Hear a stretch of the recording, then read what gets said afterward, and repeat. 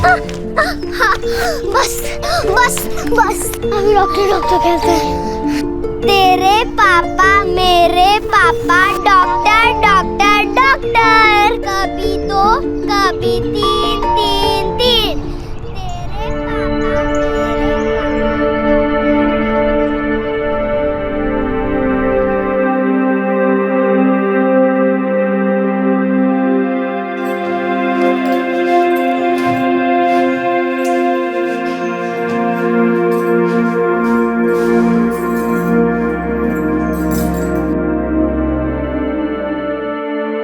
मासा, मासा के है? सब्जी कोनी से घर पे, बाजार जाके ले आऊं? ठीक है, तो जल्दी वापस आ जाना। अब जुगनी को साथ ही ले जाती हूँ। गुनगुन तो पूजा के घर में खेल रही है। ठीक है, जा। जी। तेरे पापा मेरे पापा डॉक्टर डॉक्टर डॉक्टर, फिर से तेरे पापा मेरे पापा डॉक्टर डॉक्टर। जुगनी छोरी, हमारे साथ बाजार आवेगी? मैं चॉकलेट दिलाऊंगी ना? हाँ दिलाऊंगी। माई मुझे भी चाहिए चॉकलेट, हमारे लिए भी लाना। तारे लिए भी लाऊंगी, पूजा के लिए भी लाऊंगी। ठीक सर?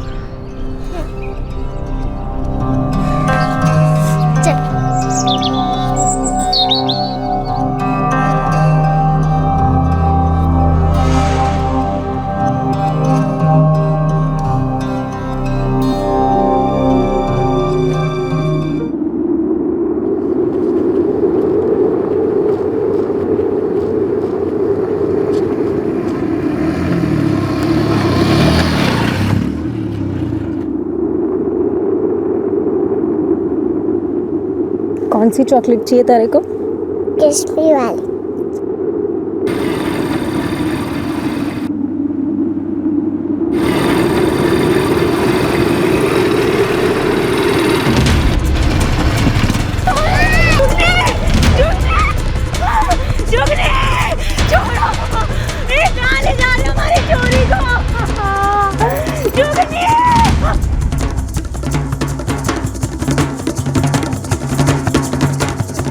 जरूरत थी 3 साल की बेटी को धूप में ले जाने की? अरे चुप कर तू।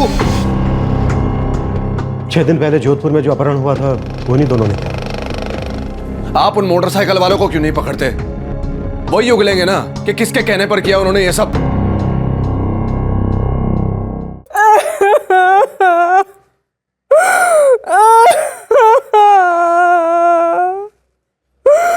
मारी चोरी।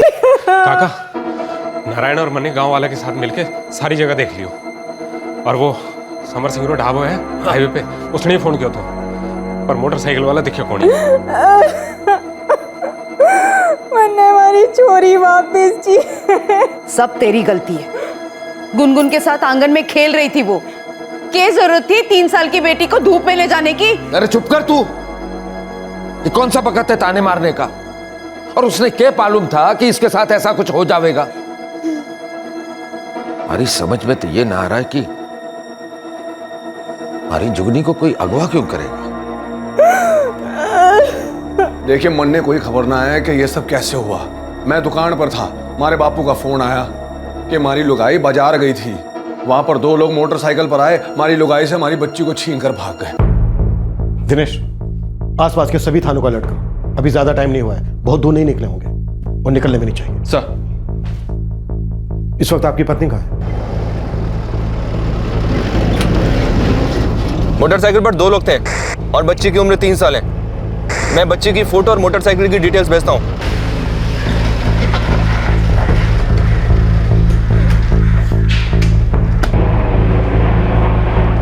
साहब, मन्ने ना पता कौन थे वो लोग। इस गांव के नहीं थे वो लोग? पता ना जी, पहले तो देखा नहीं मैंने उनको कभी। अच्छा, मोटरसाइकिल कौन सी थी, किस रंग की थी? नंबर देखा था उसका? शायद काले रंग की थी जी, मैं ठीक से तो देख ना पाई। मोटरसाइकिल पे पीछे से आके हमला किया था उन लोगों ने। हमारी बच्ची को उठा के ले गए। बेटी मुझे वापस दिला दो जी। रोना बंद कर। और सब कुछ साफ साफ बता साहब को। अरे साफ साफ बताएगी तभी समझ पाएंगे ना, तभी ढूंढ पाएंगे ना हमारी जुगनी को। बता। अरे क्या, अरे ममता क्या हो गया? जा रे, अरे क्या हो गया? छोरी उठा रे। अरे क्या क्या मुसीबत हुआ? हो गई? ममता, दिनेश, ममता, एम्बुलेंस बुलाओ फास्ट। अरे ममता, ममता, क्या हो गया? ए ममता। अरे उठ। अपनी बेटी के अगवा हो जाने का ममता को गहरा सदमा लगा था। उसे हॉस्पिटल में भर्ती किया गया। वो 2 किडनैपर्स कौन थे? क्यों उन्होंने 3 साल की जुगनी का अपहरण किया था? पुलिस के पास इन सवालों का कोई जवाब नहीं था। लेकिन हाल ही में घटी एक और किडनैपिंग की वारदात ने इस केस को एक नया रुख दे दिया।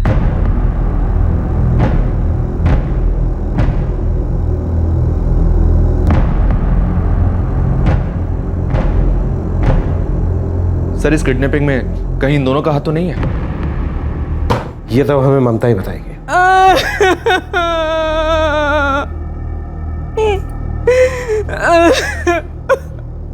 नाकाबंदी पूरी रात रहेगी। उस इलाके में कई छोटे रास्ते और गलियां हैं। पेट्रोलिंग टीम से कहो कि राउंड लगाती रहे, और जैसे ही कोई लावारिस मोटरसाइकिल मिले तो तुरंत इन्फॉर्म करे। ध्यान से देखिए, क्या मोटरसाइकिल पर यही दोनों थे?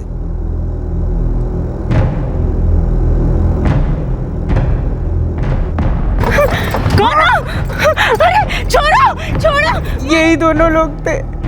हमारी बेटी को मुझसे छीन के ले गए। कौन है ये दोनों? कौन है ये लोग? 6 दिन पहले जोधपुर में जो अपहरण हुआ था वो नहीं दोनों ने किया था। तब से फरार हैं दोनों। तो आपको ये जानकारी थी कि दोनों इस गांव में हैं? अगर हमें इसकी जानकारी पहले से होती नारायण, तो ये दोनों कभी के गिरफ्तार हो गए होते। तो आप क्यों नहीं जाकर पकड़ते? पहले ये बच्चा अगवा कर गए, अब हमारी छोरी भी उठा ले गए। ये फोटो भी है आपके पास, तो पकड़ दे क्यों नहीं? जाइए पकड़िए इन्हें। शांत शांत शांत हो जाइए। इस वक्त तुम पर क्या बीत रही है मैं समझ सकता हूँ। हम तुम्हारी बच्ची को ढूंढ कर रहेंगे, ये काम है हमारा। तलाश जारी है, हमने हर जगह पर नाकाबंदी की हुई है।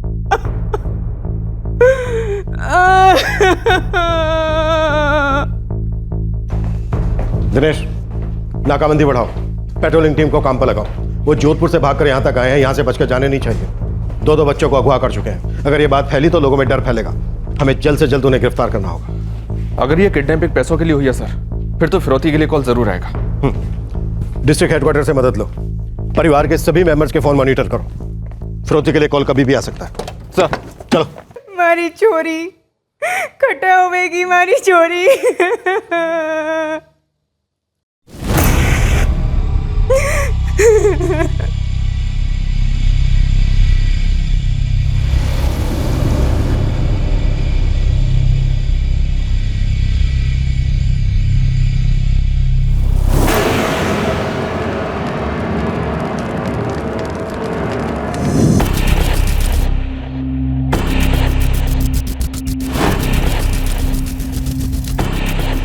ममता ने जिन 2 किडनैपर्स को आइडेंटिफाई किया था, ये वही किडनैपर्स थे जो जोधपुर में हुई किडनैपिंग में भी शामिल थे। पुलिस अनुमान लगा रही थी कि ममता के परिवार को भी फिरौती के लिए कॉल आएगा। जोधपुर के किडनैपिंग के केस में भी ऐसा ही हुआ था। दरअसल फिरौती के कॉल की वजह से ही बच्चे के पेरेंट्स को पता चला था कि उनके बेटे का अपहरण कर लिया गया है।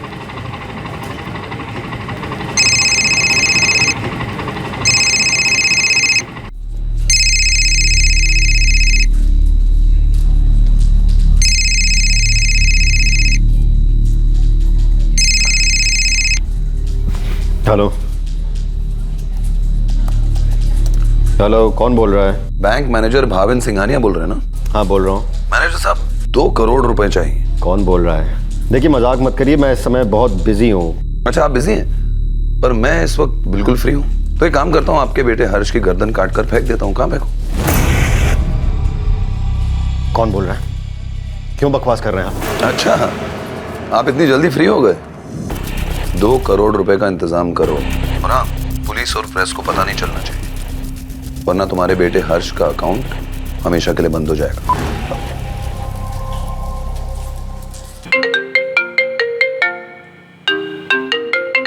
यस मिस्टर अबी, जल्दी आ रहे हो क्या आज? हर्ष कहाँ पर है अंकिता? पार्क में खेल रहा है। तुम तुरंत अभी के अभी पार्क में जाओ, चेक करो वो वहां पर है या नहीं। क्या हुआ भाविन? तुमसे जितना कह रहे प्लीज अंकिता उतना करो। अभी कभी पार्क में जाओ, चेक करो हर्ष वहां पर है कि नहीं। मैं भी वहां पहुंच रहा हूं। लेकिन भाविन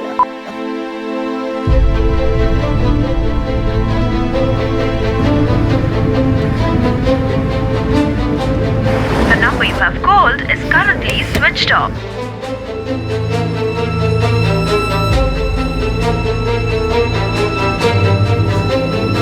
हर्ष!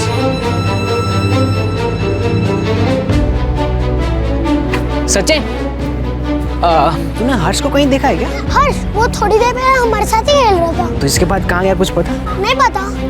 पास करो। हर्ष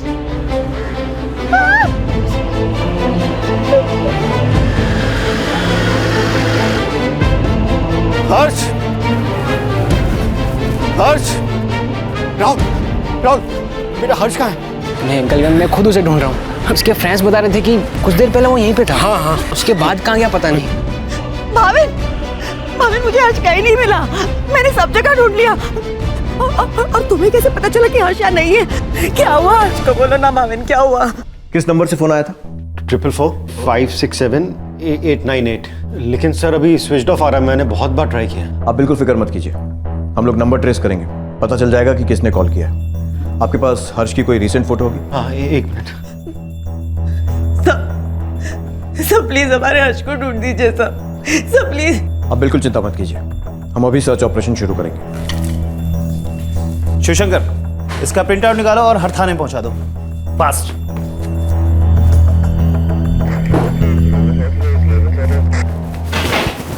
महावीर, लगता है अंदर कोई खबर पक रही है, मामला थोड़ा गर्म लगता है। सुना है किडनैपिंग हुई है बैंक मैनेजर सिंघानिया के बेटे की। भाभी सिंघानिया, वो कॉमन ट्रस्ट बैंक का मैनेजर? हाँ वही। अच्छा, कितना मांग रहे हैं किडनैपर्स? 444-567-898। इस नंबर की डिटेल निकालो और उस फोन की भी जिसका इस्तेमाल हुआ है। हालांकि फोन अभी स्विच ऑफ है, पर मुझे लगता है कि सिम नकली आईडी से खरीदा गया है। जी सर, मैं बच्चे को पहचाने हूँ, रोज अट्टे खेलने आवे हैं, आज भी आए हो। बच्चे को किसी से बात करते देखा था? जब वो यहाँ से निकला तो उसके साथ कोई था? नहीं साहब। जी साहब, ये बच्चा आइसक्रीम लेने आया था। मलाई वाली कुल्फी दो ना भैया। ये लो मलाई वाली कुल्फी। उसके साथ कोई था? जी नहीं साहब। उसको किसी के साथ जाते देखा? यकीन से तो नहीं कह सकता साहब, पर एक गाड़ी पास में रुकी हुई थी। शायद मैंने इस बच्चे को उस गाड़ी में बैठे देखा था। कौन सी गाड़ी थी? सफेद रंग की, काफी देर तक रुकी हुई भी थी। आधे घंटे बाद मैं भी बच्चा ने भी गाड़ी में जाते देखे। एक आदमी भी उसके साथ था।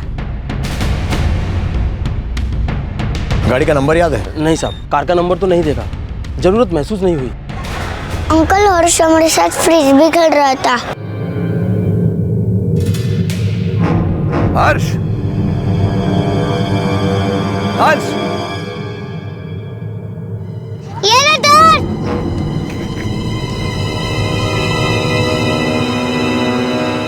बेटा, आप में से किसी ने भी उन अंकल का चेहरा नहीं देखा जो हर्ष को लेकर गए? नहीं अंकल, हम लोग ने उनका फेस नहीं देखा। हम लोग गेम में थे और फिर हर्ष वापस भी नहीं आए खेलने के लिए। आई होगी कोई सफेद गाड़ी। और साहब, हमें सच्ची में कुछ नहीं पता। अब साहब, यहाँ तो घड़ी सारी गाड़ी पार्क हो गए हैं और साहब हमने नहीं देखा हर्ष बाबा को किसी भी गाड़ी में जाते हुए। नहीं देखा का मतलब क्या है? आने जाने वाले लोगों पर नजर रखना ही काम है ना तुम्हारा? माफ़ कर दो साहब, गलती हो गई। पर उसको कोई जबरन नहीं ले जा रहा था। अगर कोई ले जाता तो मुझे जरूर पता चलता, पर ऐसा कुछ नहीं हुआ। हर्ष की किडनैपिंग के संदिग्ध की पहचान पुलिस को हो गई थी, जो इस वक्त फरार थे। उनके फोटोज आसपास के सभी पुलिस स्टेशन में सर्कुलेट कर दिए गए थे। उसी फोटो को देखकर ममता ने इस बात की पुष्टि की थी कि उसकी बेटी जुगनी को अगवा करने वाले किडनैपर्स भी वही हैं। ऑफिसर, जिन दो किडनैपर्स की आपको तलाश है, उन्होंने यहाँ जैसलमेर के एक गांव में एक और किडनैपिंग की है। बच्ची की मां ने फोटो देखकर कंफर्म किया है कि यही दोनों थे। इंस्पेक्टर, बात थोड़ी अजीब सी है। शैलेश कौशिक इस केस का मेन सस्पेक्ट है, लेकिन इन्वेस्टिगेशन से हमें पता चला कि उसका भाई राजेश कौशिक 4 साल से अंडरग्राउंड था। कई सारे फ्रॉड केसेस दर्ज हैं उसके नाम। अचानक से वो बाहर आता है और दोनों भाई मिलकर यहाँ जोधपुर में हर्ष को किडनैप करते हैं और उसके 6 दिन बाद ही एक और बच्ची उठाते हैं, वो भी जैसलमेर से। कहीं कोई रैकेट तो नहीं चला रहे? आपके शहर से उन्होंने 8 साल के एक बच्चे को किडनैप किया और यहाँ से 3 साल के एक बच्चे को। उन दोनों भाइयों को जल्द से जल्द पकड़ना होगा इंस्पेक्टर। जो गलती हमसे हुई वो आपसे ना हो, इसके लिए आपको मुस्तैदी से काम लेना होगा। ममता बेटी, हिम्मत रख, जुगनी आ जाएगी, कुछ ना होएगा उसे। गलती तारी से ममता, क्या जरूरत थी उसे साथ ले जाने की? समझण जी, ममता को क्या पता था कि ऐसा भी कुछ हो जाएगा? ठीक है, मैं चुप ही रहती हूँ। दुख तो इस अकेली कोई से, जुगनी मारी कोई लगती ना से। नहीं बापू, कोई फोन नहीं आया है, पुलिस को भी कुछ नहीं पता चला है। नारायण बेटा, कहीं ये सूर्यकांत और नीरज की साजिश तो ना है? तन्ने क्या लागे? मरने भी यही ला गया बापू कि ये इन दोनों की मिली भगत है, पर जब तक पुलिस इन दोनों को पकड़ेगी नहीं तब तक नहीं पता चल जाएगा ना कि किसने किया ये कांड। जिस किसी ने भी किया बापू, मैं उसे ना छोड़ूंगा, जान से मार दूंगा मैं।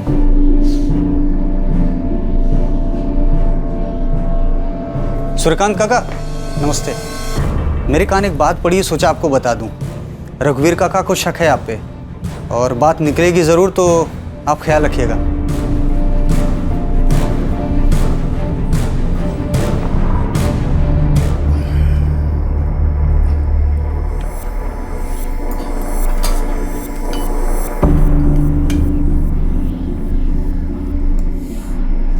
बापू साहब, एक बात कहनी थी मारे को। क्या बात है बेटा? आपको तो पता ही होगा कि रघुवीर काका सा की पोती जुगनी को कोई उठा ले गया। हाँ सुना मैंने, और ये भी सुना है कि रघुवीर मौके का फायदा उठाकर हमें फंसाने की कोशिश कर रहा है। करने दो उसे जो करना है। तुझा रोटी ले आ।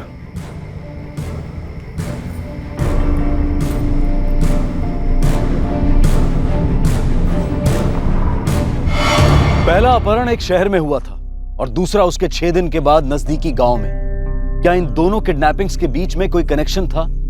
क्या यह किसी बच्चा उठाने वाले गैंग का काम था? कौन था इस अपराध का मास्टरमाइंड? आइए देखते हैं कि 6 दिन पहले हुए हर्ष के अपहरण में पुलिस ने किस तरह से मुख्य संदिग्ध शैलेश कौशिक को ट्रेस किया और क्या वो हर्ष को ढूंढने में कामयाब हो पाए। जोधपुर शहर में आज दिन दहाड़े एक बच्चे को अगवा कर लिया गया। बच्चा महज 8 साल का है और उसका नाम है हर्ष। हमारे सूत्रों से पता चला है कि बच्चे के पिता एक प्रतिष्ठित बैंक में मैनेजर के पद पर हैं और अपहरणकर्ताओं ने उनसे 2 करोड़ रुपए की मांग की है। पुलिस अब तक इस मामले में कोई सुराग नहीं जुटा पाई है। चौहान ने खबर मीडिया तक कैसे पहुंची? पता नहीं सर, पर यह खबर हर न्यूज चैनल पे आ रही है कि मीडिया वाले भी सनसनी क्रिएट करने के चक्कर में केस की सीरियसनेस नहीं समझते। बहुत गलत हुआ है। इससे किडनैपर अलर्ट हो जाएगा और मुझे डर है कि कहीं बच्चे को कुछ नुकसान ना पहुंचे। फोन रिकॉर्ड से कुछ मिला? सर, सिम कार्ड नकली आईडी से खरीदा गया। फोन का IMEI नंबर ट्रेस हो गया है और ये किसी शैलेश कौशिक के नाम से है सर। शैलेश कौशिक? जी हाँ, शैलेश कौशिक। इस नाम के किसी आदमी को जानते हैं आप? आपको कुछ गलतफहमी हुई है। शैलेश कौशिक दरअसल हमारे बैंक के बहुत रेप्यूटेड कस्टमर है। कई सालों से बहुत सारे अकाउंट्स हैं उनके। भाविन जी, हम तो चाहते हैं कि हमारे बिजनेस के सारे अकाउंट आपके इस ब्रांच में ट्रांसफर हो जाए। बस आप ओवरड्राफ्ट फैसिलिटी जरा बढ़ा दीजिए। शैलेश जी, आप हमारे वैल्यूएबल कस्टमर हैं, आप तो बस हुक्म करिए। हमने आपको कभी किसी चीज के लिए मना किया? तो है। 2 करंट और 3 सेविंग अकाउंट है सर। क्या बिजनेस है उनका? ऑटोमोबाइल पार्ट सप्लाई करने का बहुत बड़ा बिजनेस है। जोधपुर में बहुत सारी कंपनीज को सप्लाई करते हैं वो। बस इतना ही जानता हूँ मैं। ठीक है भावन जी, आगे की इन्फॉर्मेशन हम खुद निकाल लेंगे। Sir 1 minute. मेरे नेबर्स ने बताया कि हर्ष की खबर टीवी पर आ रही है। सर, किडनैपर ने मुझे फोन किया था कि पुलिस और प्रेस को पता नहीं चलना चाहिए, वरना तुम्हारे बेटे हर्ष का अकाउंट हमेशा के लिए बंद हो जाएगा। किडनैपर्स ने मुझे कहा था कि फिरौती के लिए फोन करेंगे। जब तक कोई फोन नहीं आया उनका, सर बहुत डर लग रहा है मुझे। भावन जी, आई एम रियली सॉरी, मुझे नहीं पता कि खबर मीडिया तक कैसे पहुंची। सर, वो हर्ष के साथ कुछ करेंगे तो नहीं ना? अब बिल्कुल फिक्र मत कीजिए, हम हर्ष को जल्द से जल्द ढूंढ निकालेंगे।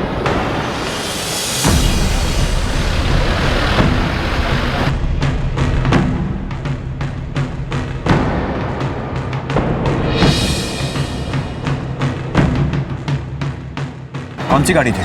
सफेद रंग की साहब। शायद मैंने इस बच्चे को उस गाड़ी में बैठे देखा था।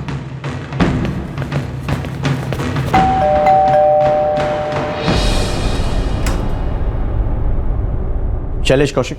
जी हाँ, मेरे हस्बैंड हैं। घर में है वो? नहीं, वो तो आज मुंबई के लिए निकल गए। कब? ये कोई 2 घंटे पहले। कैसे गए? गाड़ी तो यहीं खड़ी है। मतलब ये बाइक और ये सफेद गाड़ी आपकी है ना? जी हाँ, लेकिन वो कैब से गए हैं एयरपोर्ट तक, फिर वहाँ से मुंबई के लिए फ्लाइट है उनकी। आज 4 बजे के आसपास वो ये सफेद गाड़ी लेकर कहीं गए थे? जी हाँ, ऑफिस तो इसी गाड़ी से जाते हैं। उनका नंबर दीजिए।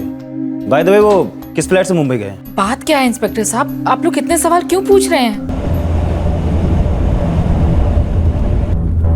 सर ये शैलेश कौशिक का फोन अभी भी स्विच ऑफ है। शायद फ्लाइट में होगा। नहीं सर, मैंने एयरपोर्ट अथॉरिटी से पता किया था। उनके हिसाब से मुंबई जाने वाली आखिरी फ्लाइट 8:50 पर। उनकी किसी भी फ्लाइट में शैलेश कौशिक के नाम की कोई बुकिंग थी नहीं। संजय, ये शैलेश का कैरेक्टर भाविन को जितना बेदाग लग रहा है उतना शायद है नहीं। खबरियों से कहो इसकी हिस्ट्री निकालने को सर, और इसके घर पर भी नजर रखने को कहो। या तो ये शैलेश अपनी बीवी से झूठ बोलता आया है या फिर इसकी बीवी हमसे झूठ बोल रही है।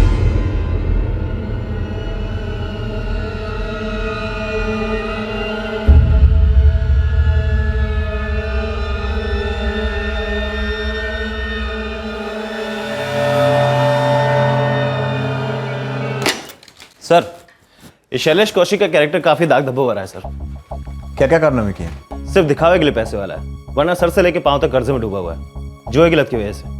लेनदार पीछे पड़े हैं और उधार की रकम करोड़ों में। किडनैपर्स ने भी 2 करोड़ मांगे, मतलब ये प्राइम सस्पेक्ट है। महंगे शौक और गलत आदतें अक्सर क्राइम की जड़ बनते हैं। सर एक बात और, ये शैलेश खानदानी ठग लगता है। इसका छोटा भाई राजेश, उसके भी कारनामे कुछ कम नहीं है सर। धोखाधड़ी और ठगी के कई केस हैं उस पर सर। लोगों को चूना लगाकर 4 साल से फरार है। हर एक को ना अच्छे से तलाश करो, कुछ भी छूटना नहीं चाहिए। सर मेरे पति ऐसे नहीं है, उन्होंने कुछ भी गलत नहीं किया है। तो फिर छुपा हुआ क्यों है? वैसे आपको तो पता ही होगा ना। मुझे इसके बारे में कुछ भी नहीं पता। और आपका देवर, वो कहाँ है? सर मुझे नहीं पता, मैंने तो उसे देखा भी कई साल पहले था। क्योंकि वो भी फरार है आपके पति की तरह। देखिए विद्या जी, अगर आपका पति आपको कांटेक्ट करता है तो आप सबसे पहले हमें इन्फॉर्म करेंगे, और यही बेहतर होगा आपके लिए और आपके पति के लिए भी। पर इंस्पेक्टर साहब, मुझे तो लगा वो शरीफ आदमी है। सब दिखावा था, उसका भाई भी फ्रॉड है। हो सकता है उन दोनों भाइयों ने मिलकर हर्ष को किडनैप करने का प्लान बनाया। लेकिन हमारा हर्ष कब मिलेगा? हम उन्हें पैसे भी दे देंगे, पर उनका पैसों के लिए भी कोई फोन नहीं आ रहा है सर। देखिए, आप फिक्र मत कीजिए, हम लोग पूरी कोशिश कर रहे हैं शैलेश और राजेश को ट्रेस करने की। जैसे ही वो दोनों हाथ लगे, हर्ष भी जरूर मिल जाएगा।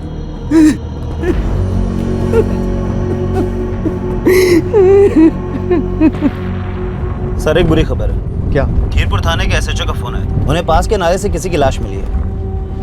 किसकी? सर ये कोई 8-9 साल के बच्चे की लाश।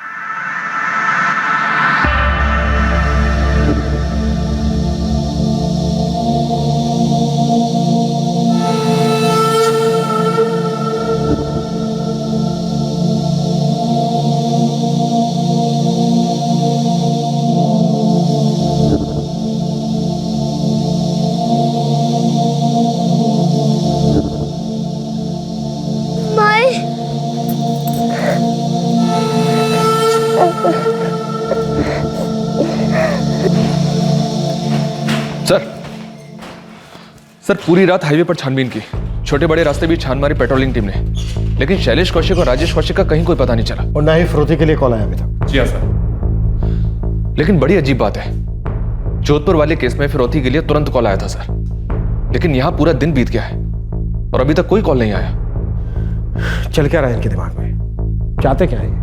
पैसा, बदला, या फिर साइकिक है जो मजे के लिए ये सब कर रहे हैं?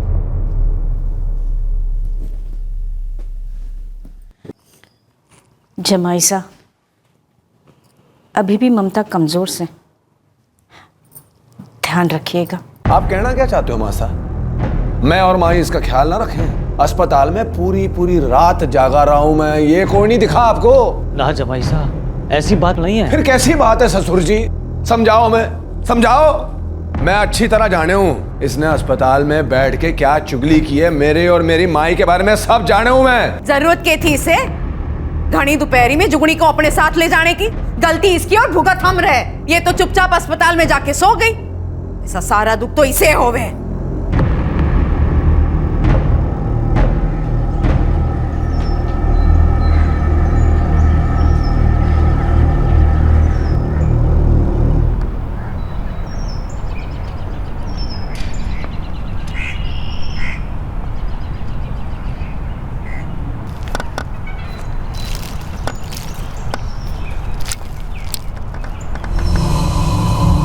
जुगनी को भी गला घोट कर मारा गया और उसकी लाश अगले दिन झाड़ियों में मिली। अच्छा ऑफिसर, इन दोनों वारदातों में कोई कनेक्शन हो सकता है क्या? इंस्पेक्टर, इस बारे में तो उनके परिवार वाले ही कुछ बता सकते हैं।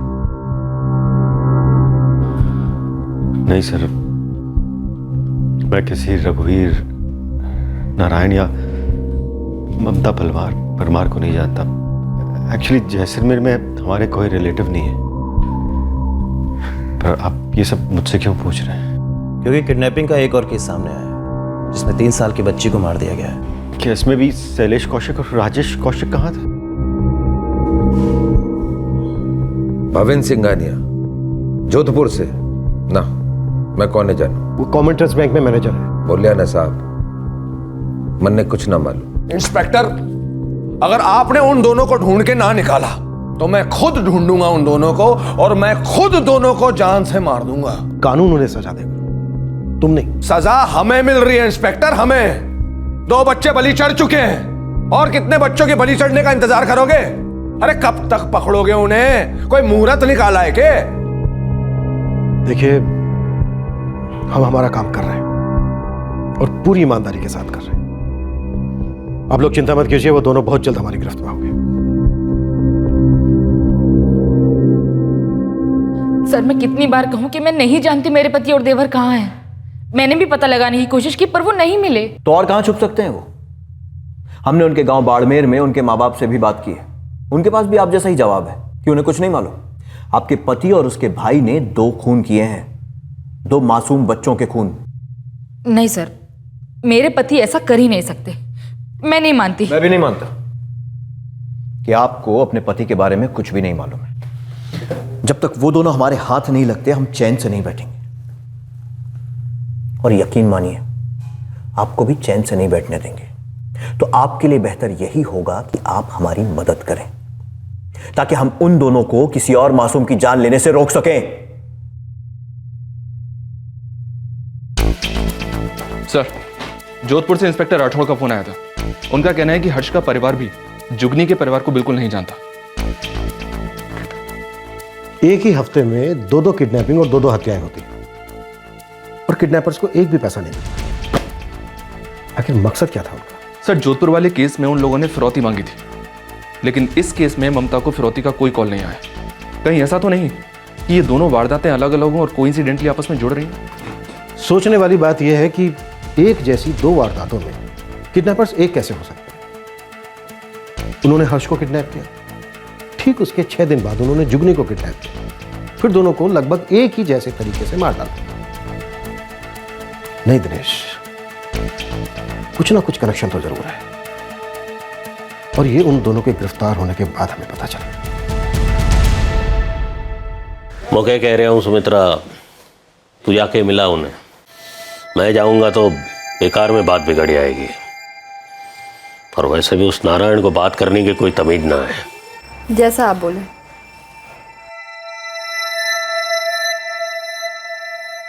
पर यही समझ में नहीं आ रहा, नहीं गए तो गलत होगा और अगर गए तो जरूर कोई ना कोई बखेड़ा खड़ा होगा। पुरानी बातें निकलेंगी, उंगलियां उठेंगी। सिंघानिया और परमार के बीच का कोई कनेक्शन तो नहीं मिला साहब, लेकिन ये अपने रघुवीर की दुश्मनी जरूर थी। दुश्मनी किससे थी? अपने दूर के 2 रिश्तेदारों के साथ। रिश्ते में भाई लगे हैं उसके और दोनों उसी गांव के हैं। नाम क्या है? एक तो है सूर्यकांत भंडारी और दूसरा है नीरज परमार। रघुवीर के साथ तो इनकी दुश्मनी समझ में आती है, पर ये जोधपुर वाले ब्रांच मैनेजर के साथ इनका कोई लेना देना है क्या? अब तक इसका तो कुछ पता नहीं चला साहब। तो पता कर, और ये भी पता कर कि शैलेश और राजेश का रघुवीर के परिवार के साथ कोई रिश्ता था क्या? करता हूँ कुछ।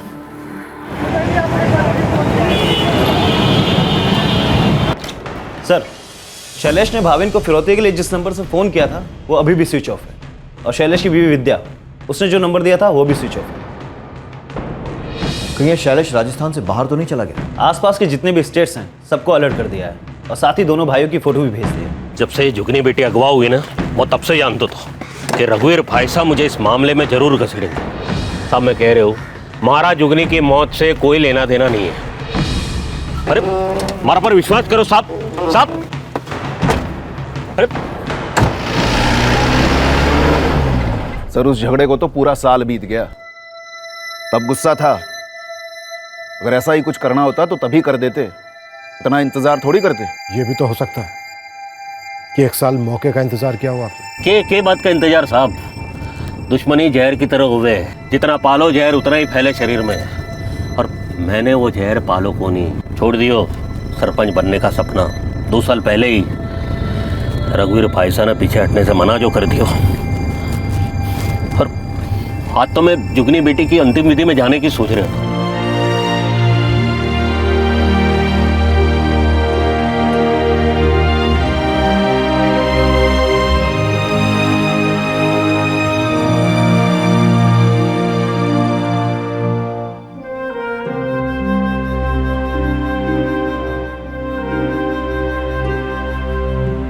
2 साल पहले हुए सरपंच पद के चुनाव में रघुवीर एक मजबूत उम्मीदवार था और उसे चुनौती देने खड़ा हुआ था उसका मौसेरा भाई सूर्यकांत।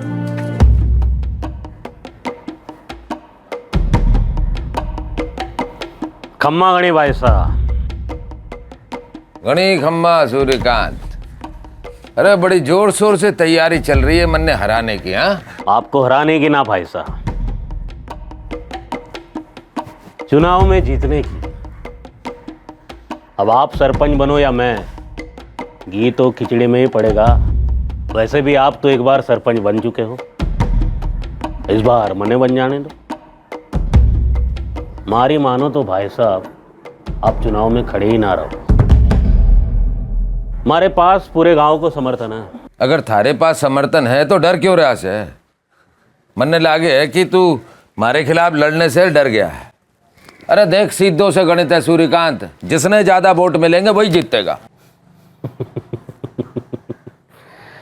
ये गणित तो आप पर भी लागू हुए ना भाई साहब। काका बड़े बुजुर्गों का कहना मानते हैं। बापू कह रहे हैं ना इलेक्शन से हट जाओ तो हट जाओ, हार से बच जाओगे, इज्जत भी बनी रहेगी। मारो तो ये ख्याल थो कि 2 भाइयों के बीच मुकाबला ना हो तो ही अच्छा है। अब जब हो ही रहा है तो मारी जीत तो तय है।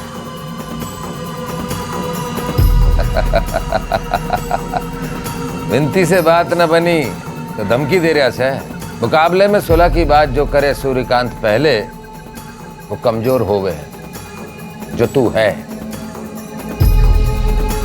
कर ले जो तैयारी करनी है तन्ने, हारने वाला तो तू है। आशीर्वाद देते जाओ काका।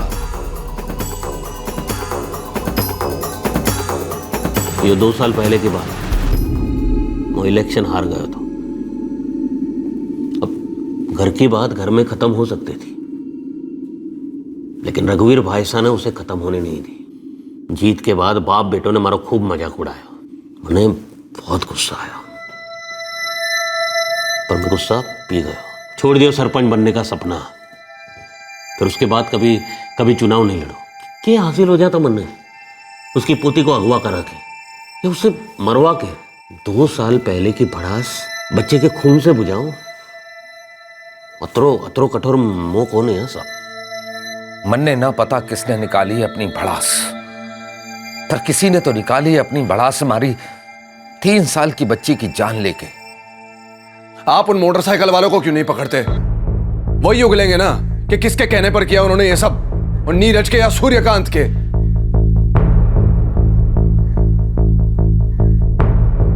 कौन सा बदला और कैसा बदला? जमीन मेरे और रघुवीर के बापू ने मिलकर खरीदी थी। हिस्सेदारी का मामला था, भाइयों की आपस की बात थी। हर दूसरे घर में जमीन को लेकर झगड़े तो होते ही रहते हैं। जमीन दोनों ने मिलकर खरीदी थी, लेकिन मालिक सिर्फ वो था। तो जाहिर सी बात है ये बात आपको अच्छी तो लगती नहीं होगी, क्योंकि रघुवीर अपनी मनमानी करता था। मनमानी ना साहब, सीना चोरी। नहीं, ये बात एकदम गलत है काका। न 70% आपको और 30% हमारा। नहीं, यूं कहाँ के इंसाफ है भाई? इसमें गलत क्या है? तुम करते क्या हो? सिर्फ मजदूरी, बाकी बीज, खाद, कीड़े मारने की दवा, ये सारा खर्चा हम उठाते हैं। जब पैसा हमने लगाया तो मुनाफा भी हमारा ही होगा ना। तुम्हें खेत में सिर्फ हल जोतना है और जमीन में तुम्हारा हिस्सा है 10%। ये तो बापू का दिल बड़ो है, इसलिए 30% दे रहे हैं राजी राजी। भीख कोनी। अरविंद, भाई साहब आप पंचायत के कामों में लगे रहते हो और नारायण आपके बाकी के धंधे संभालने में। सभी जाने हैं, हमारा बेटा और बहू बीज बोने से लेकर फसल काटने तक सारा काम करते हैं और हमें सिर्फ 30%। हमें तो बराबर का हिस्सा चाहिए। मारे से बराबरी कर रहे मारे से तन्ने क्या लागे कि तुम्हारे खेत न जोतेगा तो हमारी जमीन बंजर हो जाएगी। अरे 2-4 मजदूर लगा देंगे तो सारा काम हो जाएगा, समझा? जो काम थोड़ी सी मजदूरी में हो सके ना, उसके लिए तन्ने हिस्सा दे रहे से, और तू लालच कर रहे है। चल नारायण, हम भी जमीन के मालिक थे, पर वो हमें मजदूर समझता था। हमारी भी मजबूरी थी जो हम सह रहे थे। पहले वो सीनाजोरी कर रहा था और अगले साल सीनाजोरी आपने की। सारा मुनाफा खुद रख लिया, उसे उसका हिस्सा दिया ही नहीं।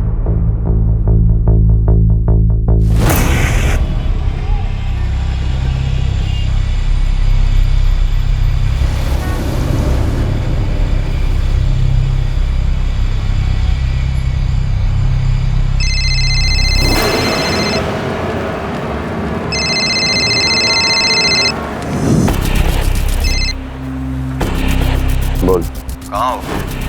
नहीं बता सकता। जेल के डर से यहाँ छुपे हुए हैं, लेकिन ये जिंदगी भी तो जेल जैसी है। कब तक यूं बंजारों की तरह भटकेंगे? अरे वक्त तो लगेगा ना, इस वक्त गर्मी थोड़ी ज्यादा है। नवंबर में इतनी गर्मी तुम्हारी वजह से झेलनी पड़ रही है। सब तुम्हारा किया धराई है, मैं खामखा फंस गया। ऐसा मिला नहीं, सिर्फ कांड हो गया। तुम अपने आप पर काबू रखो, इतना फड़फड़ाओगे ना तो सरकारी पिंजरे में जाओगे। मामला थोड़ा ठंडा होने दो, फिर कुछ करते हैं।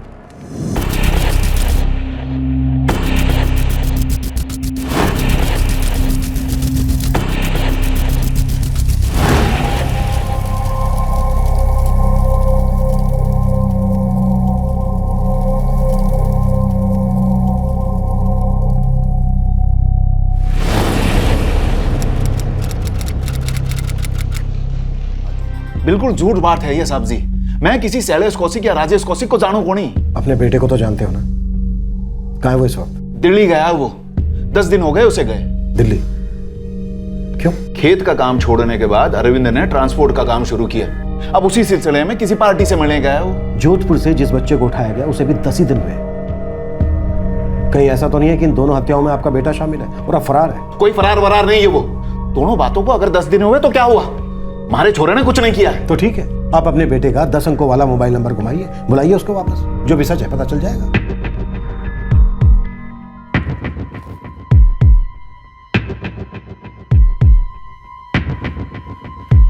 The number you have called is currently not reachable. Please try again later. Thank you. उसका फोन पहुंच के बाहर है। सिर्फ फोन ही नहीं, मुझे लग रहा है आपका बेटा पहुंच के बाहर। पर कोई बात नहीं, हम इंतजार करेंगे, लेकिन तब तक आप कहीं और नहीं पहुंच सकते जब तक कि आपका बेटा हमारी पहुंच में नहीं आता।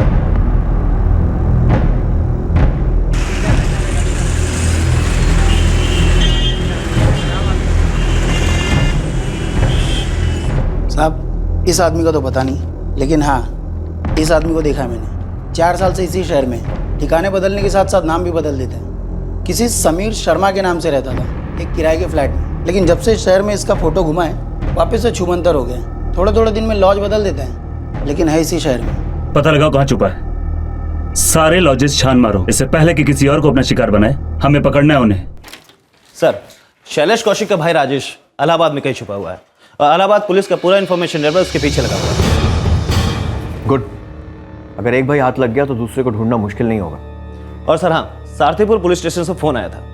दोनों भाइयों के बीच की दुश्मनी उनको किसी और ही एंगल पे ले गई है। मतलब? सर अभी तक कुछ कंफर्म नहीं है, पर यह मामला शायद किसी बाबा से जुड़ा हुआ हो सकता है।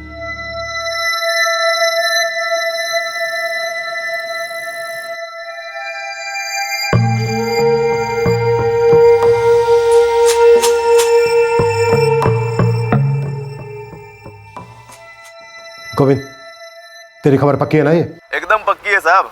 ये नीरज और उसका बेटा अरविंद दोनों त्रिलोकनाथ बाबा के बड़े भक्त हैं, बहुत मानते हैं बाबा को।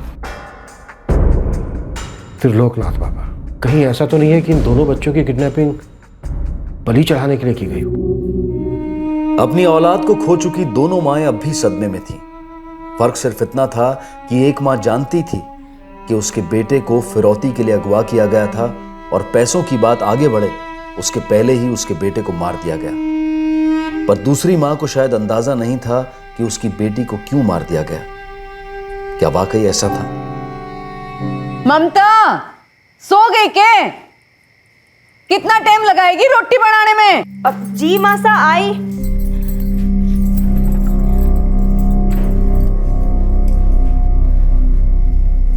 मासा एक रोटी बेलन में आधो घंटा लगे के? और लाई भी तो जली हुई रोटी। दूसरी ले आती हूँ मासा। अब और आधा घंटा राह देखू के तेरी? लाती हूँ। ओ ममता, बापू और मेरी थाली दोनों में रोटी ना है। तो जल्दी हाथ चला वरना मेरा हाथ चल जाएगा, समझी?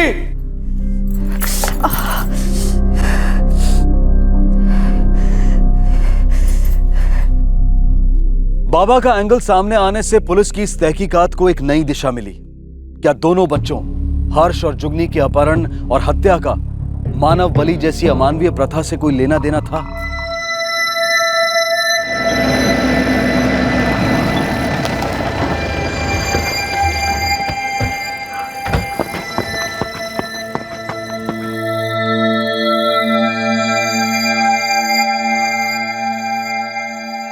बाबा,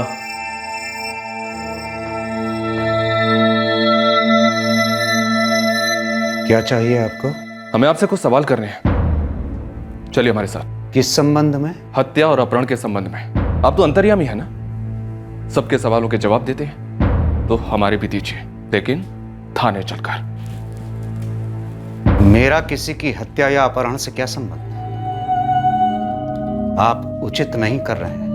इस गांव में नहीं, इस पूरे जनपद में मेरा बहुत आदर है। कई भक्त हैं मेरे। यदि उन्हें पता चला कि आप मुझे थाने लेकर गए हैं तो परिणाम अच्छा नहीं होगा। आप तो सच में अंतर्यामी हैं। मैं भी आपसे यही कहने वाला था कि अगर आप हमारे साथ नहीं चले तो परिणाम अच्छा नहीं होगा। हाँ, हम बाप बेटे हैं बाबा के भक्त।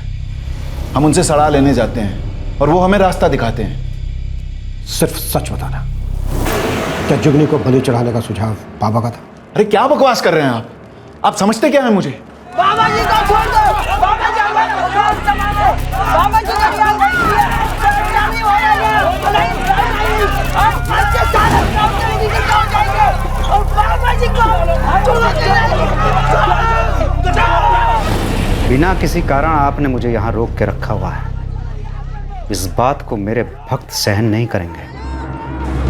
क्षमा चाहता हूं बाबा, किंतु यह समय प्रवचन का नहीं बल्कि प्रश्नों का है। और मेरे प्रश्न ये है, क्या नीरज परमार और उसका बेटा अरविंद परमार आपके भक्त हैं? आपसे मिलने आते हैं? जी हाँ, मुझसे मार्गदर्शन लेने के लिए आते हैं। मैं तो संत आदमी हूँ। बाहर उमड़ी भीड़ को देखकर आप अनुमान लगा सकते हैं। भक्तों को पूजा पाठ और भगवान में आस्था रखने के उपदेश देता हूँ। यदि आपको संदेह है कि उन्होंने मेरे मार्गदर्शन में कोई बलि विधि का प्रयोग किया है तो आपकी धारणा मिथ्या है। वे तो अपने परिवहन के व्यापार में आ रही समस्याओं का समाधान पाने के लिए मेरे पास आते थे। समस्या तो उन्हें अपने भाइयों से भी थी बाबा। इस विषय में आपको लगा? इस विषय में मुझे कोई जानकारी नहीं।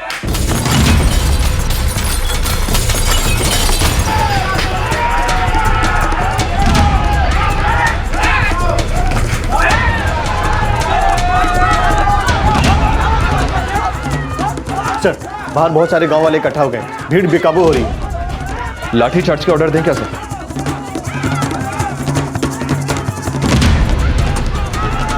नहीं दिनेश, बाबा आप जा सकते हैं। बाहर आपके भक्त आपकी प्रतीक्षा कर रहे हैं। धन्यवाद। कम से कम एक बार आपसे भेंट अवश्य होगी। कल्याण हो।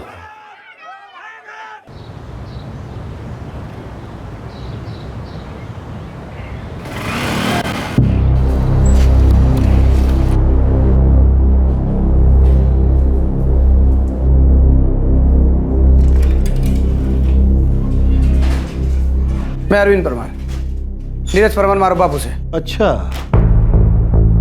जब से ये केस आया है दिखाई नहीं दिया। कहाँ था इतने दिन? मैं दिल्ली गया तो साहब, मारो ट्रांसपोर्ट का धंधों से। आपने यकीन नहीं आ रहा तो हमारे दोस्त सुनील से पूछ लो, उसके घर पे रुके मैं वापस लौटा तो हमारी माँ ने बोले कि बापू ने थाने ले गया। कि मैं जान सकता हूँ साहब हमारे बापू ने बिना वजह थाने क्यों ले आए? वजह है, हमें शक है कि शैलेश और राजेश जिन्होंने 2 बच्चों का अपहरण किया फिर हत्या की, तुम दोनों बाप बेटे उन दोनों को जानते हो। क्या सबूत है आपके पास इस बात का? मतलब रघुवीर काका से मारी और हमारे बापू को जमते नहीं तो आपने मान लिया कि उनकी पोती ने हमने अगवा करवा और मरवा दिया। कल को आपको सुनने में आएगा मैं आतंकवादी हूं तो आप मान लेंगे। कमाल है ना साहब जी, आपने अगर शक है तो पूछताछ करने ना हक है आपको। इस तरह से हमारे बापू को अंदर नहीं कर सकते आप। साहब जी दुनिया हमने भी देखी है, थोड़ी बहुत कानून का नॉलेज हमको भी है। मुझे कानून मत समझा सीरियस है मैटर। 7 दिन के अंदर 2 बच्चों का मर्डर हुआ है, इसलिए मैं जो भी तेरे से पूछ रहा हूं चुपचाप सीधे सीधे जवाब दे। त्रिलोकनाथ बाबा तेरे और तेरे बापू का मार्गदर्शक है, उसी के कहने पर तुमने बच्चों की बलि दी। साहब जी बाबा अगर बलि चढ़ाने की सलाह दे सकते हैं ना तो इसकी पूछताछ सिर्फ हमारे और हमारे बापू से क्यों कर रहे हैं आप? रघुवीर काका से भी जाके पूछो ना। मतलब यूं कि जिसने भी आपको हमारे और हमारे बापू के बारे में जानकारी दी है ना उसने आपको आधी अधूरी जानकारी दी है। पूरी जानकारी ये है कि रघुवीर काका भी तो बाबा के बहुत बड़े भक्त हैं। साहब जी हम सालों से बाबा के भक्त हैं और पिछले 7-8 महीने से रघुवीर काका भी तो बाबा के भक्त हुए, तो कहीं ऐसा तो नहीं उन्होंने अपनी पोती की बलि दे दी हो?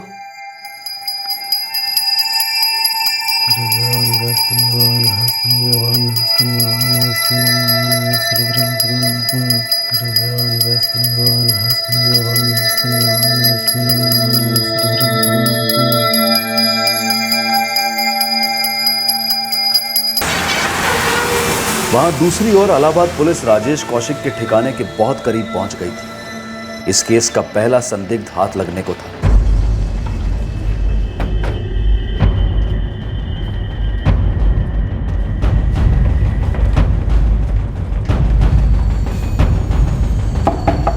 कौन है?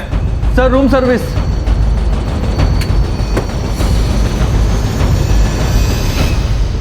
राजेश कौशिक, तूने बहुत नाम और एड्रेस बदल लिए। अब तेरा एक ही परमानेंट एड्रेस होगा, वो भी जेल। कहाँ है तेरा भाई शैलेश? बोल, कहाँ है शैलेश? अब तो मन ने पक्का यकीन हो गया है कि हमारी बेटी को अरविंद और उसके बापू नहीं मारा है।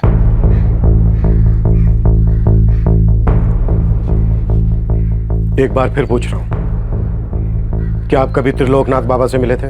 कहो ना साहब, मैं किसी से ना मिलियो। मैं देवी का भक्त से, किसी बाबा का नहीं।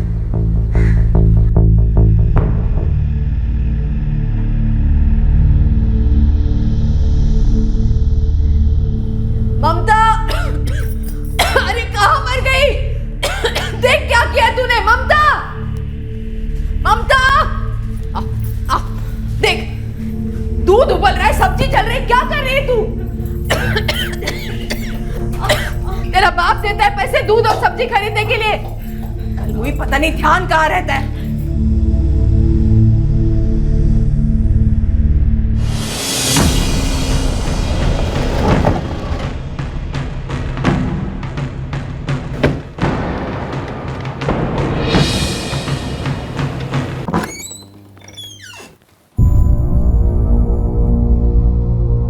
प्रणाम बाबा। आप पुनः आ गए? हमें आपसे आपके एक भक्त के बारे में जानकारी चाहिए। क्या आप भिरू गांव के रघुवीर परमार को जानते हैं? यदि आप अभी भी यही सोच रहे हैं कि मैंने किसी को बलि चढ़ाने का परामर्श दिया है तो आप अभी भी दिशाहीन हैं। संभवतः आपने मेरा प्रश्न ठीक से सुना नहीं है बाबा। मैंने आपसे पूछा, क्या आप भिरू गांव के रघुवीर परमार को जानते हैं?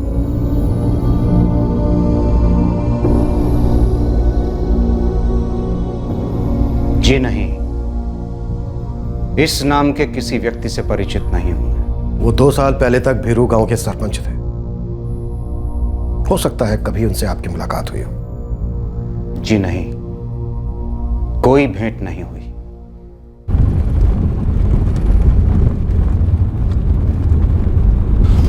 सर लगता है अरविंद ने हमें गुमराह करने के लिए झूठ बोला है। लगता तो ऐसा ही कुछ है। दिनेश, जब से ये केस हमारे पास आया है तब से एक ही बात मेरे दिमाग में घूम रही है। पुलिस उनके पीछे पड़ी थी, लेकिन इसके बावजूद उन्होंने रिस्क लिया। भेरू गांव आकर दिन दहाड़े बिना चेहरा ढके एक और किडनैपिंग की। इससे तो उनके ऊपर खतरा और बढ़ जाता है। और इतना ज्यादा खतरा उठाने के बावजूद उन्होंने फिरौती के लिए नारायण या फिर रघुवीर को फोन तक नहीं किया। राजेश कौशिक जी, जोधपुर में आपका स्वागत है। खातिरदारी में कोई कमी तो नहीं रह गई ना? वैसे एक बात बता दूं तुझे, तेरे भाई का घर, उसकी प्रॉपर्टी, सब कुछ सील होने वाला है। बाड़मेर में गांव का घर, वो भी। और हाँ, तेरे भाई की बीवी भी हमारी कस्टडी में है। अब बचा है तेरा भाई शैलेश, वो और हाथ आ जाए, फिर पूरी फैमिली का हॉलिडे पैकेज यहीं पे करेंगे। फोन लगा उसे, तेरा नंबर तो जरूर उठाएगा वो। मैं तो बेकार में फंस गया सर। मैं मानता हूं मैंने 4 साल पहले बहुत सारे फ्रॉड किए थे, लेकिन ये किडनैपिंग और मर्डर, इसमें मेरा कोई हाथ नहीं है। मुझे तो पता भी नहीं था वो बैंक मैनेजर के बेटे को शैलेश ने किडनैप किया था। जब शैलेश इलाहाबाद आया तब उसने मुझे बताया। मतलब दोनों बच्चों को मारने के बाद शैलेश तेरे पास आया था? नहीं सर, दूसरी बच्ची के मर्डर के बारे में शैलेश को भी कुछ नहीं पता। मैं 4 साल से इलाहाबाद में छुपा हुआ था। हर्ष को मारकर शैलेश भी वहीं आ गया। हीरू गांव तो कोई गया ही नहीं सर। तेरी स्टोरी तो सुन ली, अब तेरे भाई की स्टोरी सुनते हैं। फोन लगा उसे, लगा फोन। और याद रखना, अगर तेरा भाई हाथ नहीं आया ना, तो उसके कर्मों की सजा भी तू ही भुगतेगा। फोन लगा। शैलेश के भाई राजेश का कहना था कि उसका इन अपहरण और हत्या के केसेस से कोई लेना देना नहीं था। उसके मुताबिक भीरू गांव में हुई वारदात में शैलेश भी शामिल नहीं था। राजेश क्या सच बोल रहा था या फिर यह उसकी साजिश थी पुलिस को गुमराह करने की? राजेश पुलिस को अपने भाई शैलेश के बारे में इंफॉर्मेशन देने के लिए तैयार हो गया था। ऐसा लग रहा था कि जोधपुर में हुए 6 साल के हर्ष के मर्डर का केस जल्द सॉल्व होने वाला था, लेकिन भीरू गांव में हुए 3 साल की जुगनी के अपहरण और हत्या की गुत्थी और भी उलझती जा रही थी। अब यह मत बोलना कि बाबा भी झूठ बोल रहे, क्योंकि बाबा रघुवीर से कभी मिले ही नहीं। नसब जी, मैं भी झूठ नहीं बोल रहा हूँ। हमारी लुगाई गवाह है इस बात की। भारती, अटे आ, बता साहब ने क्या बोला था कांता काकी ने तारे से? जी साहब, कुछ 8 महीने पहले कांता काकी मिली थी मारे को। नीरज भाई से और अरविंद किसी बाबा के पास जावे से? हाँ, त्रिलोकनाथ बाबा। कैसे? बहुत अच्छे है काकी। इनको या बाबू साहब को कभी काम धंधे में कोई दिक्कत हो गए ना, तो बाबा के पास ही जाते हैं। और बाबा के दिए उपाय से फायदा भी हुआ है काकी। अपने ही नहीं, दूर दूर से लोग आते हैं उनके पास। ठीक से बेटा, वो क्या है, थारे काका सा किसी परेशानी में से तू अगर त्रिलोकनाथ बाबा का पता दे सके तो इकट्ठे मिल लेंगे। साहब, काकी ने खुद भारती को बोला था कि रघुवीर काका बाबा से मिलना चाहते हैं। हाँ, लेकिन ये भी तो हो सकता है कि पता लेने के बाद वो मिले ही ना हो। नहीं साहब, 1 हफ्ते बाद कांता काकी मारे को मिली थी और काकी खुद से मारे को बता रही थी कि रघुवीर काका बाबा से मिलने गए थे और बाबा के बताए उपाय से रघुवीर काका को फायदा भी हो रहा था।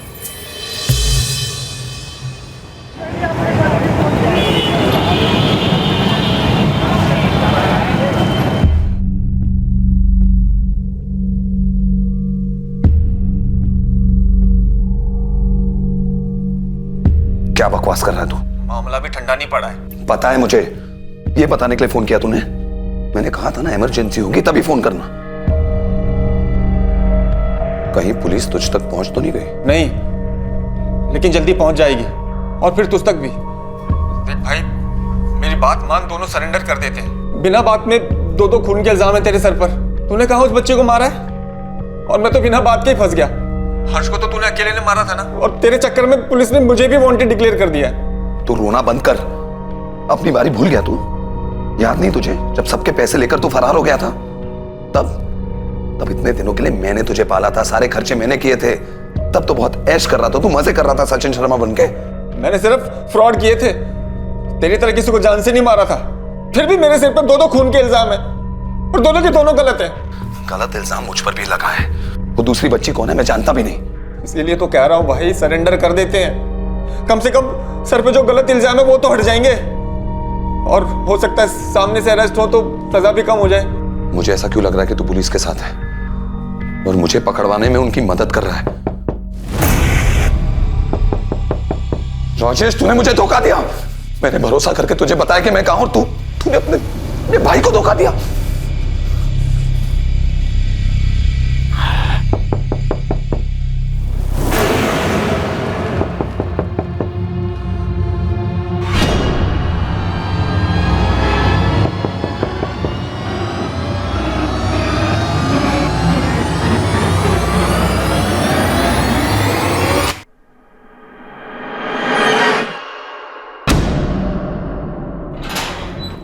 सर,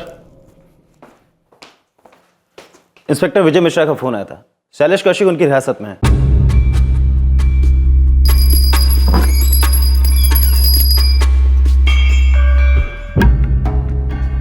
आप फिर से आ गए?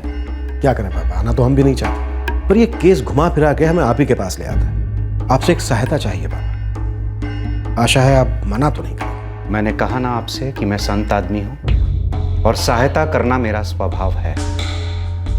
पुलिस की सहायता करने में भी मुझे प्रसन्नता होगी। पूछिए। उस दिन आपने कहा था कि रघुवीर परमार नाम के किसी व्यक्ति को आप नहीं जानते। जी। क्या रघुवीर का बेटा नारायण आपसे कभी मिलने आया था? जी नहीं, ये नाम भी नहीं सुना। और रघुवीर की पत्नी कांता, कांता परमार कभी आपसे मिलने आई थी? कांता? वो मिलने आई थी आपसे? जी हाँ, उसके साथ उसकी बहू भी आई थी, ममता।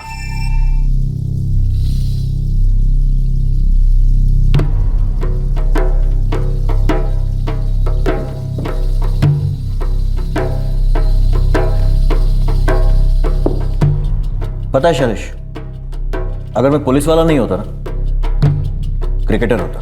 बहुत रिकॉर्ड तोड़ता। वो प्रोफेशन ही चेंज हो गया। अब रिकॉर्ड नहीं है, हड्डियां टूटती हैं। 206 है ना, सारी की सारी तोड़ डालूंगा। फटाफट बोलना शुरू कर दे। बोल। वो बच्चा हर्ष, मैंने किडनैप किया था उसे।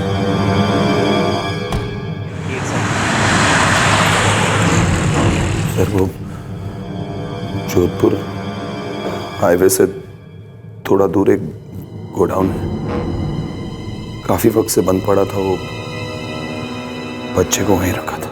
पूरे रास्ते हर्ष चुपचाप बैठा रहा, कोई सवाल नहीं किया उसने? नशे की दवा कोल्ड ड्रिंक में मिलाकर पिलाई थी उसे। हेलो। 2 करोड़ रुपए का इंतजाम करो। पुलिस और प्रेस को पता नहीं चलना चाहिए, वरना तुम्हारे बेटे हर्ष का अकाउंट हमेशा के लिए बंद हो जाएगा। वो हर्ष को वहीं छोड़कर आया था मैं घर वापस। फोन करके पता करने ही वाला था कि पैसों का बंदोबस्त हुआ या नहीं। टीवी पर न्यूज़ देखी। जोधपुर शहर में आज दिन दहाड़े एक बच्चे को अगवा कर लिया गया। बच्चा महज 8 साल का है और उसका नाम है हर्ष। हमारे सूत्रों से पता चला है कि बच्चे के पिता एक प्रतिष्ठित बैंक में मैनेजर के पद पर हैं और अपहरणकर्ताओं ने उनसे 2 करोड़ रुपए की मांग की है। पुलिस अब तक इस मामले में कोई सुराग नहीं जुटा पाई है।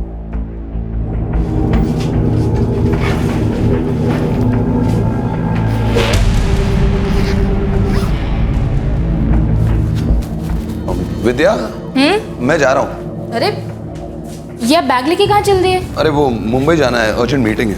मीटिंग? ऐसे अचानक?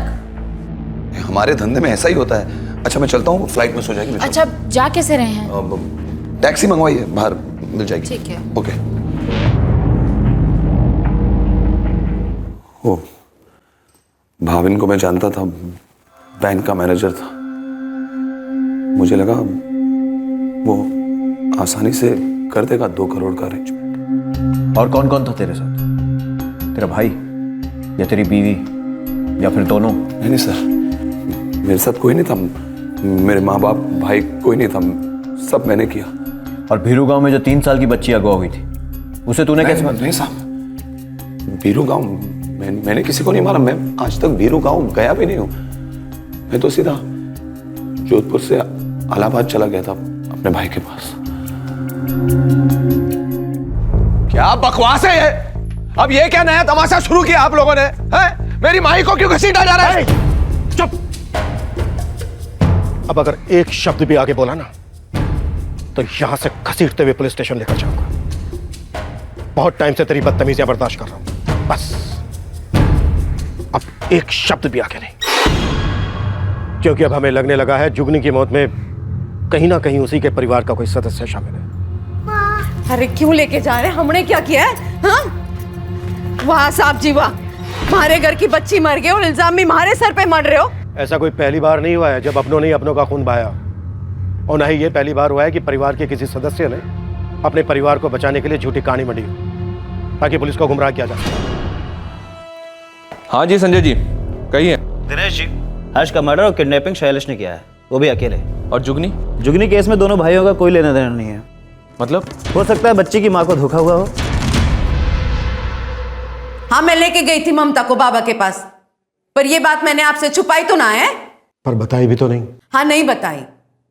ये आपने मुझसे पूछो कौन ही, और बाबा के पास ले जाना पाप थोड़ी ना हुआ है। बिल्कुल पाप ना है कांता जी, पर बाबा ने हमें बताया आप अपनी बहू को क्यों लेकर गई थी उनके पास।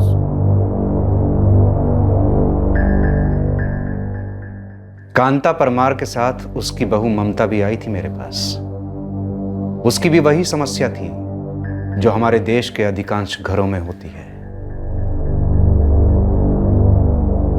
कुछ करो बाबा, हमारे वंश को आगे बढ़ाने वाला कोई ना है। ये हमारी बहू है, 2 बार कोप भरी इसकी, किस्मत खूटी, दोनों बार छोरी जनी इसने। हमारे को तो चिंता हुए है बाबा, हमारा वंश कैसे आगे बढ़ेगा। वंश को तो कुल दीपक ही आगे बढ़ावे है ना बाबा। क्या तुम पुत्र प्राप्ति की इच्छा रखती हो?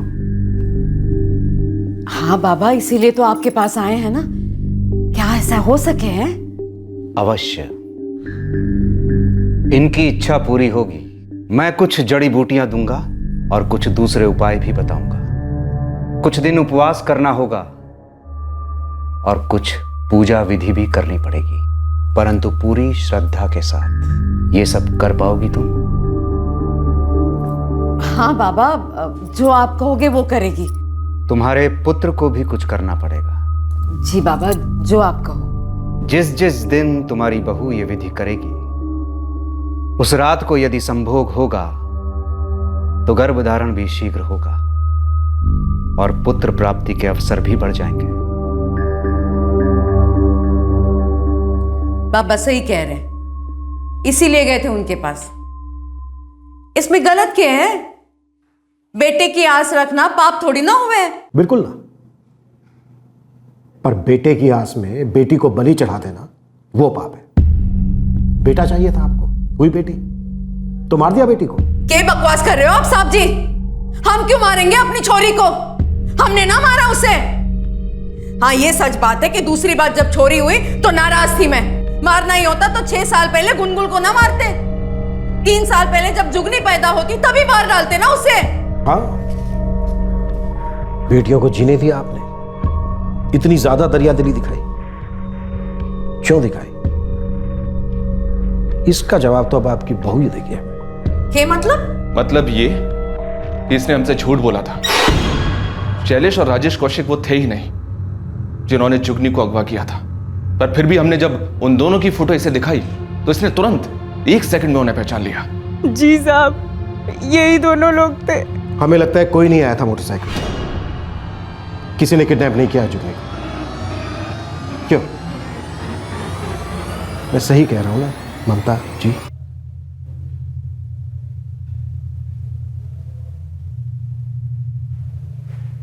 सही कह रहे थे। उस दिन मोटरसाइकिल पे हमारी छोरी को मारे से छीनने कोई ना आया था। जो फोटो आप लोगों ने मैंने दिखाई थी ना, वो तो मैंने सुबह ही देख ली थी अखबार में।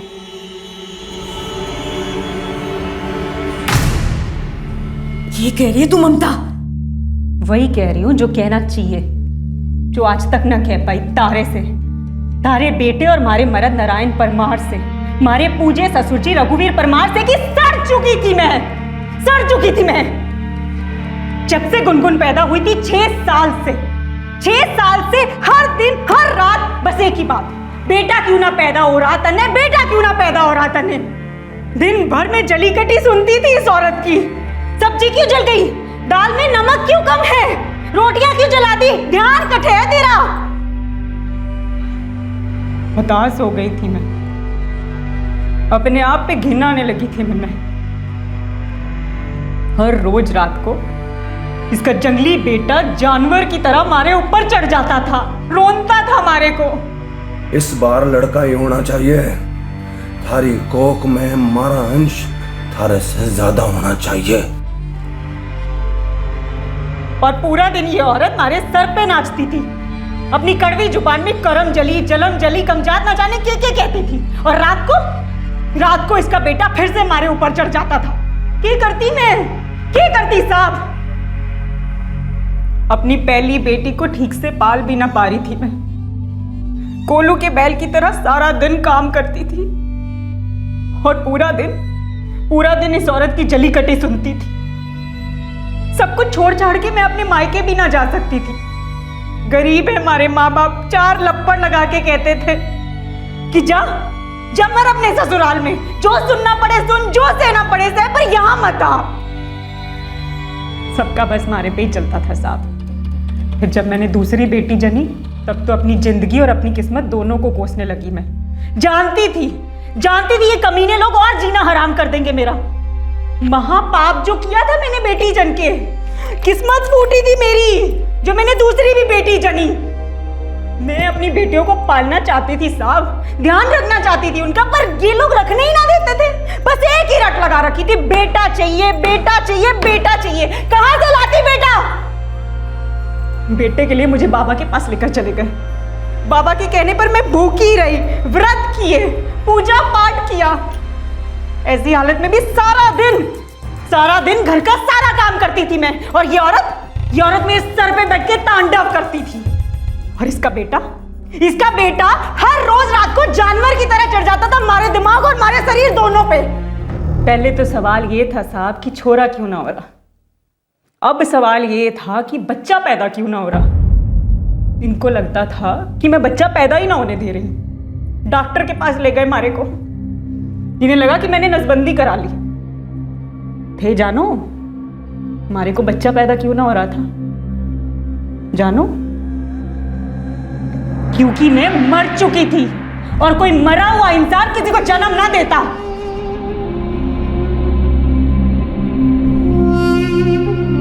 मैं मर चुकी थी साहब, मैं मर चुकी थी। मैं औरत हूं, मशीन थोड़े ना हूं। तू भी तो एक औरत है ना? मारे को समझने की कोशिश कभी ना करी। मारा तो कि दिखता ना था तुझे। औरत और मर्द के प्यार से पनपता है बच्चा। जब तारे बेटे से मारे को सुख मिला ही ना, हमारे शरीर को सुख मिला ही ना, मारे को उससे प्यार ही ना मिला, तो बच्चा कैसे पैदा होता? कैसे पैदा होता? मैं भी एक औरत हूं, मारे को भी मर्द का प्यार चाहिए, पर वो बिस्तर और तारा बेटा मारे को कांटे की तरह चुभता था। मैं जब भी अपने बच्चों को देखती तो अपने आप पे गुस्सा आने लगता। अपने बच्चों को ही जिम्मेदार मानने लगी थी मैं अपनी हालत का। जब भी जुगनी को देखती तो हमारे मन में ये विचार आने लगता कि ये छोरा क्यों ना हुई। मैं पागल सी हो गई थी, हताश हो गई थी मैं अपने जीवन से। मारे को नफरत ना थी हमारे बच्चों से, मैं उनका ध्यान रखना चाहती थी, पर कुछ ना कर पा रही थी मैं अपने बच्चों के लिए साहब। एक पागलपन से सवार हो गया था हमारे पे। मैं कुछ कर बैठना चाहती थी, बस उसी पागलपन में मैं अपनी बेटी, अपनी जुगनी को साथ ले गई। कोई ना आया था अपहरण करने साहब, मैंने किया है ये सब। अपने हाथों से मार डाला मैंने अपनी बेटी को साहब। उसका कोई कसूर ना था, पर मैं ही उसके लिए कुछ कर ना पा रही थी। ये लोग मारे को उसके लिए कुछ करने ही ना देते थे, हमारी छोरियों को कोसते रहते थे। बस एक ही सवाल था, बेटा चाहिए, बेटा चाहिए, बेटा चाहिए। अरे क्या चाट डाल दिया था तुमने ऐसे बेटे को जन्म देकर?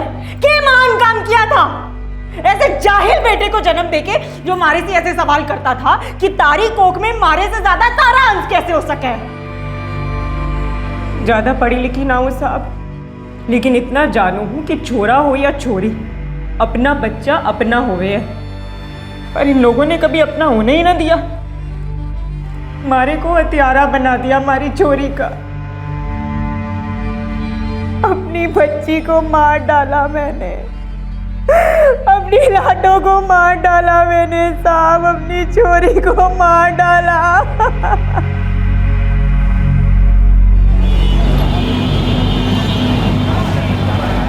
अफसोस की बात है चौधरी साहब, ना हम उस बच्चे को बचा पाए और ना आप उस मासूम बच्ची को। समझ में नहीं आ रहा है कि इस ममता पर हम गुस्सा करें या फिर रहम करें। साइकेट्रिस्ट से हमने उसका मेडिकल चेकअप करवाया है, सीवियर डिप्रेशन में है। चौधरी साहब, ममता ने जो किया गलत किया, लेकिन उसके हालात भी कम दोषी नहीं थे। पर मुझे हैरानी ये शैलेश जैसे लोगों पर होती है। अपने कर्जे की परेशानी से पीछा छुड़ाने के लिए एक बच्चे को अगवा करने का प्लान बनाया और पकड़े जाने का डर लगा तो बच्चे का गला दबा दिया। जरा सी दया, जरा सा रहम, एक पल की झिझक भी नहीं हुई। पता नहीं इतनी बेरहमी, इतनी निर्दयता कहां से लाते हैं लोग।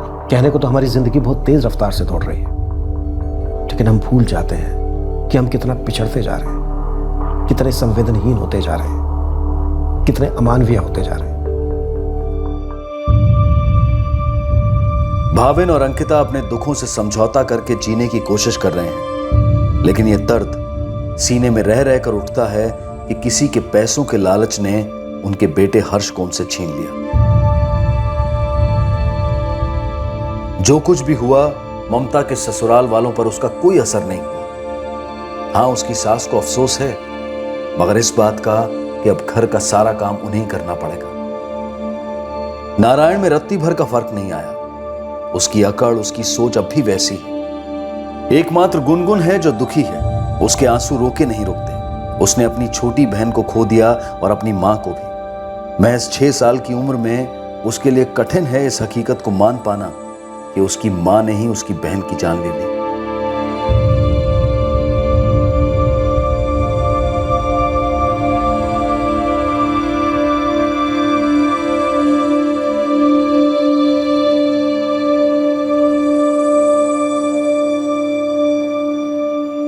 हर्ष सिंघानिया के अपहरण और हत्या के केस में शैलेश कौशिक पर आईपीसी की धारा 361 के तहत अपहरण और धारा 302 के तहत हत्या के चार्जेस लगाए गए हैं। ममता पर अपनी 3 साल की बेटी की हत्या के लिए धारा 302 लगाई गई है। पुलिस ने ममता को अपने सास, ससुर और पति के खिलाफ हैरेसमेंट का केस फाइल करने का विकल्प दिया था, लेकिन ममता ने इनकार कर दिया। दोनों मुजरिम इस वक्त न्यायिक हिरासत में हैं। ये दोनों केसेस किसी भी तरह से एक दूसरे से जुड़े हुए नहीं थे।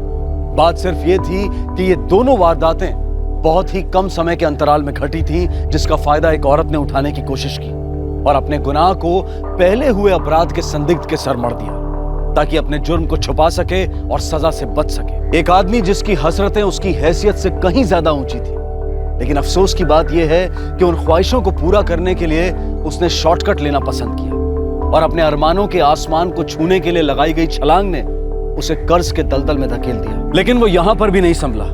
इस दलदल से निकलने के लिए उसने एक संगीन अपराध किया, एक बच्चे को किडनैप किया। लेकिन जब एहसास हुआ कि ये चाल भी उल्टी पड़ गई तो अपने आप को बचाने के लिए उसने उस मासूम बच्चे को मौत के घाट उतार दिया। एक इंसान की गलत सोच और अंधे लालच ने उसकी अपनी जिंदगी तो बर्बाद की ही, पर एक हंसते खेलते परिवार को भी उजाड़ कर रख दिया। लगातार अपने कदम अपराध की ओर बढ़ा रहे शैलेश को क्यों उसकी बीवी, उसके माँ बाप, उसके करीबी लोगों ने रोकने की कोशिश नहीं की, जो उसकी बुरी आदतों और उसकी फितरत से वाकिफ थे। अगर किसी ने पहली गलती के बाद ही उसे टोका होता, उसकी हरकतों पर लगाम लगाई होती, तो आज कई जिंदगियां बर्बाद होने से बच गई होती। दूसरी तरफ एक औरत थी जिसके ससुराल वालों को बेटे की चाहत थी, लेकिन उस औरत की कोख से 2 बेटियां जन्मी और इसी वजह से उन लोगों ने उसे इतना प्रताड़ित किया कि वो औरत हताशा की खाई में जा गिरी। यकीनन ममता की मानसिक हालत काफी बुरी और दयनीय थी, लेकिन उसका अपनी मासूम निर्दोष बेटी को मार डालना हरगिज माफी के लायक नहीं हो सकता। उसे सजा मिलनी ही चाहिए। ममता के साथ जो कुछ हुआ, क्या वो अपराध नहीं है? ममता को इस मानसिक अवस्था में पहुंचाने वाले भी क्या अपराधी नहीं है? अब मैं अनूप सोनी आपसे विदा लेता हूं। क्राइम पेट्रोल सतर्क में अब आपसे मुलाकात होगी अगले शुक्रवार को रात 10:30 बजे। तब तक सुरक्षित रहें और देखते रहें क्राइम पेट्रोल सतर्क। सबक एक को, सीख हम सबको। जय हिंद। इस तरह के और भी एपिसोड देखने के लिए हमारे चैनल को सब्सक्राइब करें और बेल आइकन दबाना ना भूलें।